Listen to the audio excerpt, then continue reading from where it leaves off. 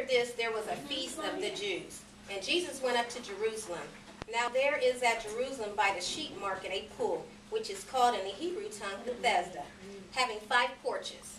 In these lay a great multitude of impotent folk, of blind, halt, and withered, waiting for the moving of the water. For an angel went down at a certain season into the pool, and troubled the water. Whosoever then first, after the troubling of the water, stepped in, was made whole of whatsoever disease he had. And a certain man was there, which had an infirmity 38 years. When Jesus saw him lie, and knew that he had been now a long time in that case, he said unto him, Wilt thou be made whole? The impotent man answered him, Sir, I have no man, when the water is troubled, to put me into the pool. But while I am coming, another steppeth down before me. Jesus said unto him, Rise, take up thy bed and walk. And immediately the man was made whole. On the same day was the Sabbath.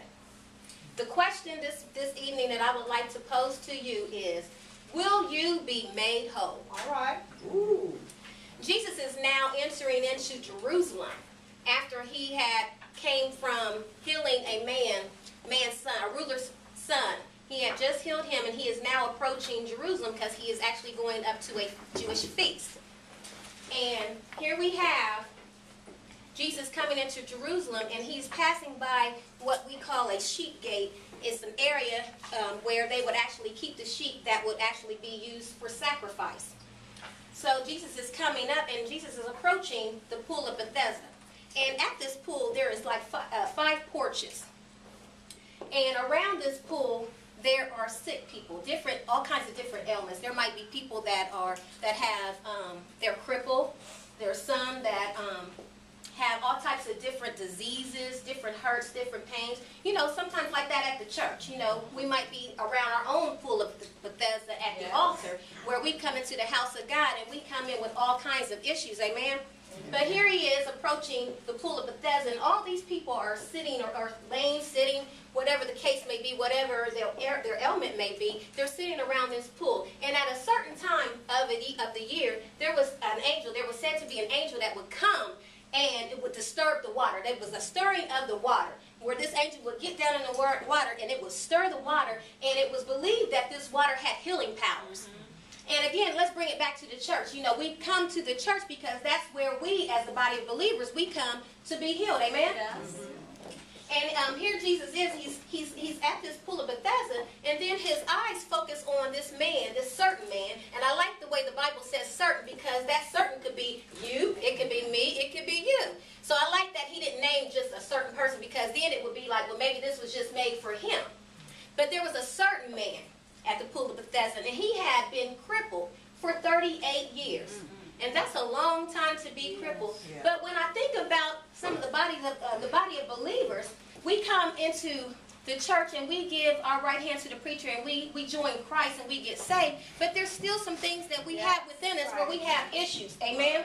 We have all different types of things, and it may not be a physical ailment where we may be handicapped, or we may be sick in a bed where we can't get up and things like that. But we have some spiritual ailments. Amen? We have some things going on, and just because you come and you give the preacher your hand and you join Christ, that doesn't necessarily mean that everything falls off at once. Yes. So we can continue to keep returning to the church in hopes, I would hope, to get well. Well, this man had been at this pool. It doesn't really state how long, but we know that he has had this condition for at least 38 years. Amen? Yes. So he's there, and Jesus focuses in on him. And Jesus asked a question. And I believe that Jesus asked us questions too. His question, when I first was reading this, I was like, well, Jesus, if he's there and he's by the pool and he's constantly there and he's waiting to get in, you know, waiting his turn to get in the water, why would you ask him, would he be made well? But of course, he's Jesus, and Jesus does what Jesus does. So he asked the question, will you be made whole? And the thing that I want us to focus on is the answer.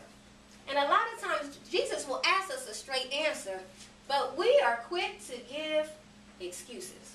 All right. You know, Jesus said, will you be made whole?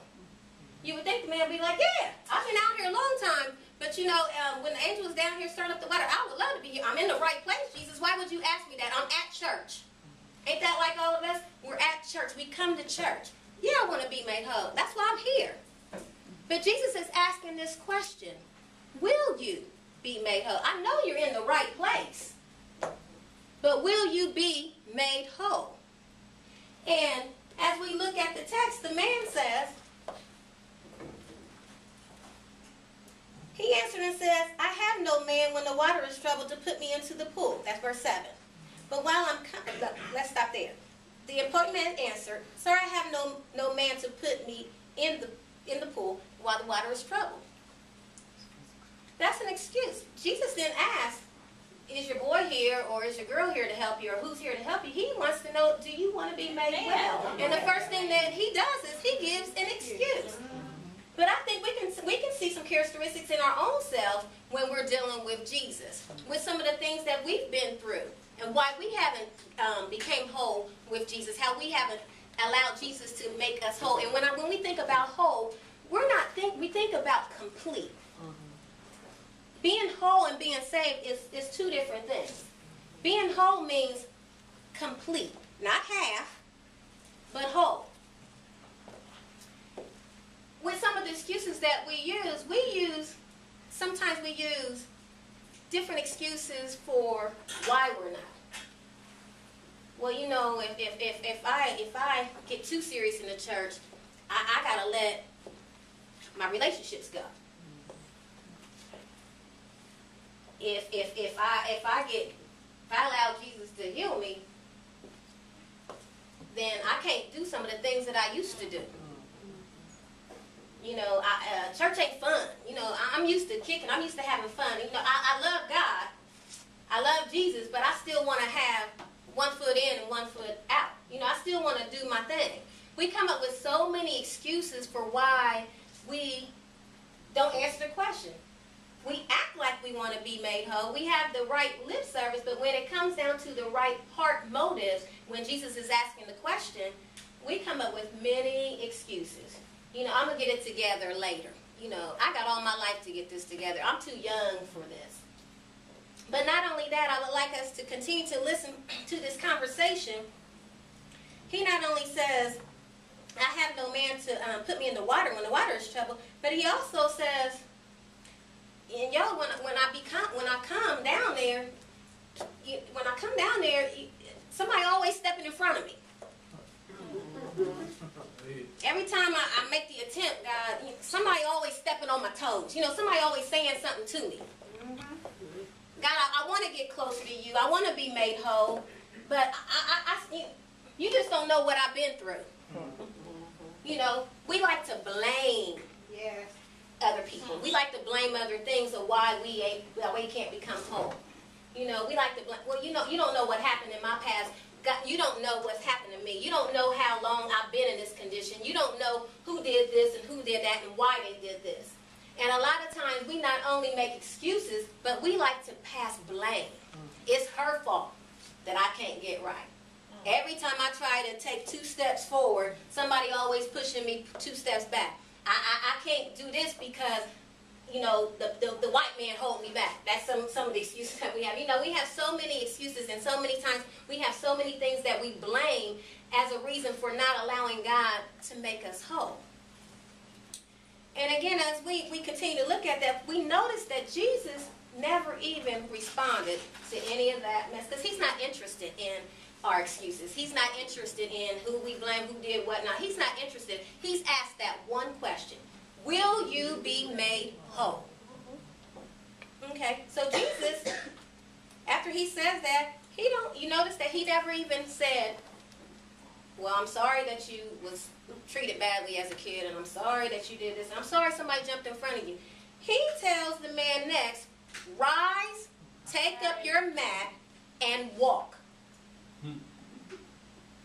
We have to rise to the occasion. All right now.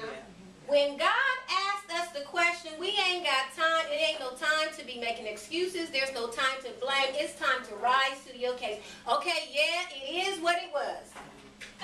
Okay, we can't do nothing about that. Your past is what it was. Even if your past was 5 minutes ago, it was what it is. What they say, it is what it is. But it's time to move It's time to rise to the occasion. Jesus is there. He's in the presence of God. We are in the presence of God. He is asking us the question, will you be made whole? Not will you be made whole, but cut and dry. Will you be made whole? And then he goes on to say, take up your mat. That very thing that has held you. That very thing that has carried you, that burden of yours. He wants us to pick up our mat. And when I think about picking up the mat, I believe that what the text is trying to show us is pick it up. That means get up from the place of where you've been, but while we're carrying it, don't forget where you've been. Because sometimes we can get delivered from some things, and then we can get self-righteous and think we ain't been through nothing. But while we're carrying it, we're reminded. Yes, yes.